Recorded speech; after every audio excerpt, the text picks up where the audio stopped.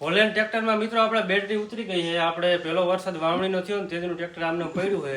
મિત્રો એમ તો બેટરી ઉતરે નહીં, પણ આપણે નવરા હોય ને આપણે આ તીરિયા જાય ને સાઉન્ડ આપણે વગાડતા હોય એટલે બેટરી ઉતરી ગઈ છે.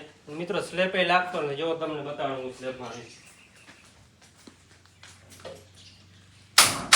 જો મિત્રો ખાલી ખરખરાટી થાય છે અને સ્લેબ લાગતો નથી, અને આપણે ધક્કો લાગે એમ છે નહીં. કેમ કે આપણે જો આમને વાંદરી લઈને તો વાંદરી સીધી દિવાલમાં અડી જાય. કેમ કે આમાં છે ને પાવર સ્ટેરિંગ છે એટલે મિત્રો ટ્રેક્ટર મેળે નહીં. એટલે હવે આપણે આઈસર પડ્યું છે ને એમાંથી બેટરી કાઢી અને આમાં છેડા અડાડવાના છે. પછી આ ટ્રેક્ટર ઉપડી જાય અને પછી મિત્રો આપણે જવાનું ખાતર ભરવા. અને એમાં મિત્રો પંચર છે એટલે એ ટ્રેક્ટર હાલે એમ છે નહીં. મિત્રો આપણે પાવરનો અને અર્થિંગનો છેડો કાઢી નાખ્યો બેટરીમાંથી. હવે આપણે બેટરીનું પેકિંગ કાઢવું જોઈએ, પછી બેટરી નીકળશે.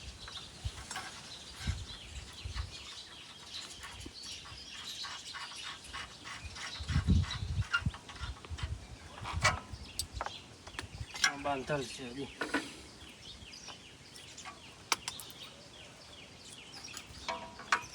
મિત્રો બેટરી ઉપાડ લઈએ આપણે. મિત્રો બેટરી નીકળી ગઈ છે. હવે આપણે હોલેન્ડમાં આને લઈ જઈને છેડા મારી પાસે કરી ચાલુ.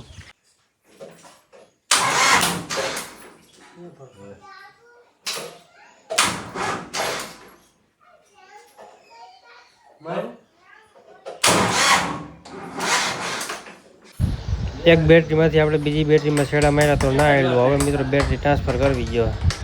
આ બેટરી છે હોલેન્ડની આપણે કાઢી અને આ બેટરી આપણે ફિટ કરવાની છે. મિત્રો પટ્ટી કેબલને ઘણા આપણે હાંધા કર્યા, એમાં હાલતું નથી. પાવર બહુ સપ્લાય થાય છે એટલે હવે મિત્રો આપણે ઓલી બેટરી કાઢી હોલેન્ડની અને આઈસરની ફિટ કરી સ્લેબ માર્યો ઉતરી ગયો છે. મિત્રો તમને લાઈટ તો હવે બતાડી શક્યા નથી, પણ આપણે આઈસરની બેટરી કાઢીને આમાં નાખીને સ્લેબ માર્યો.